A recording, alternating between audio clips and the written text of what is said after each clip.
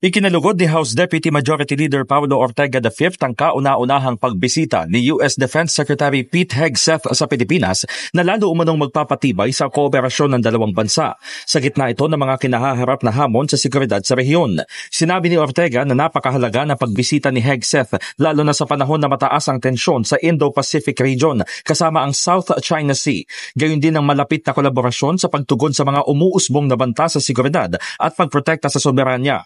Muli ring iginiit ni Ortega ang mga hamon sa seguridad, partikular ang madalas na pagpasok ng mga barko ng China sa loob ng Exclusive Economic Zone ng Pilipinas. Kabilang sa mga insidente na kinasasangkutan ng mga sasakyang pandagat ng Chinese Maritime Militia na dahilan para palakasin ang maritime security defense capabilities. Dagdag pa nito, habang patuloy na nagpapatupad ng independent foreign policy, bukas naman ng Pilipinas sa mga usapang pangseguridad sa pagitan ng mga bansa at kaalyado nito.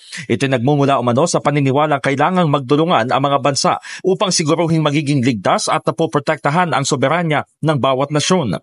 Tiniyak naman ng kongresista sa ilalim ng pamumuno ni Speaker Martin Romualdez ay aktibong susuportahan ng Kamara ang mga pagsisikap sa kooperasyong pandepensa sa pamamagitan ng pagpasa ng kinakailangang batas. Kabilang na dito ang inisyatiba para mapanghusay ang mga kakayahan ng Armed Forces of the Philippines, paglalaan ng sapat na pondo para sa defense modernization at pagpapalakas ng mga struktura para sa maritime surveillance at defense.